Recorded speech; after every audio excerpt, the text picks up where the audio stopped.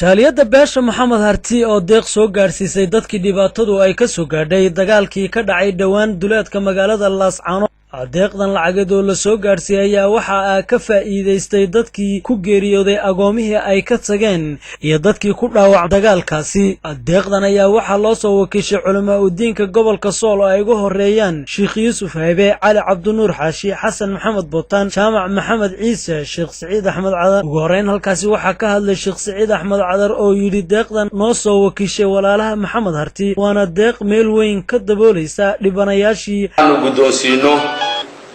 shaqaaqadii ka dhacday dhawaan gobolka Sool taasoo ay markaa ahayd dad dhintay iyo dad dhaawac noqday oo u qaybsan laba qolo dhaawac culus iyo dhaawac fudud iyo dad markaa la xiray oo markaa jeelasha ku jira waxaan gudoonsiinaynaa galabta amaano naloo soo dhiibay oo ay soo dhiibeen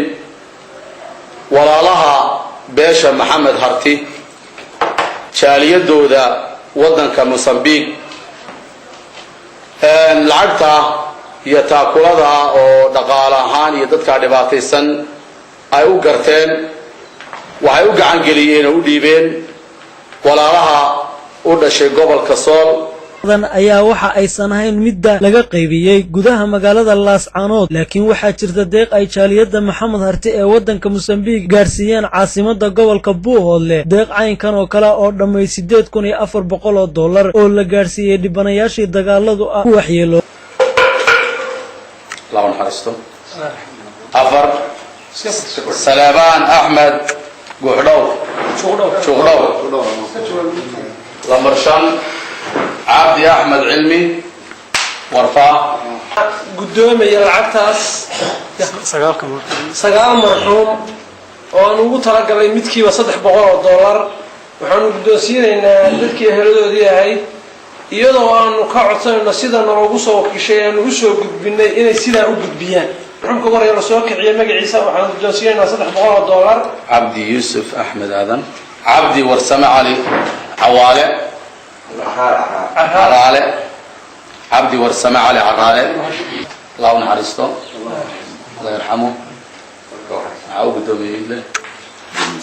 عبدي بشير علي عيسى الله نحرسته أفر سلابان أحمد قحدو شغلو لمرشان عبدي أحمد علمي ورفا إبراهيم إسماعيل محمد عيسى تضبع محمود إسماعيل أو علي فرح عبد السمد محمد أحمد آدم سقال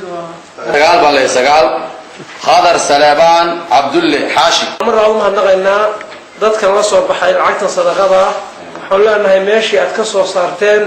وحكى خير بدل إلهي هيدون كبدلوا بقولنا أنها ضدكاس waxaanu ka balan qaadaynaa wixii sida ay u talagaleen inaan u gudbino sida hadda tawaar ka tahay way waxay naga soo codsadeen in dadka ay gaadho arimaadka lacagtu marin culmo sheegeen Ilaahay subhanahu wa ta'ala waxaanu ka baryeynaa dadka laga dhintay Ilaahay cawl khayr qaba Ilaahay ugu bedelo oo yaani u gadaal mariyana ka barinaa adduunkan saacad baa lagu tagayaa oo laga tagayaa oo qof walba waqtigiisu noqonaya qodobka kale waxa weeye dadka walaalaha تلفون كان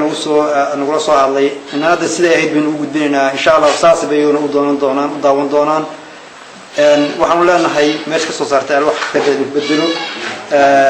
أنا أقول عمال السيد نوصل بسبب وجود بيننا إن شاء الله وجزاكم الله خير بارك الله فيكم وسلام على نبينا محمد وصحبه وسلم جزاكم الله خير السلام عليكم dadkii lacagta soo ururiyay ehelka ahaa dadka dhintay dadka dhaawacay dadka maxaabiista u soo diray marka hore waxaan loo mahad celinaa إلهينا وحنا وبرينا ماشي كوسنا وحسن لا يريد بدله.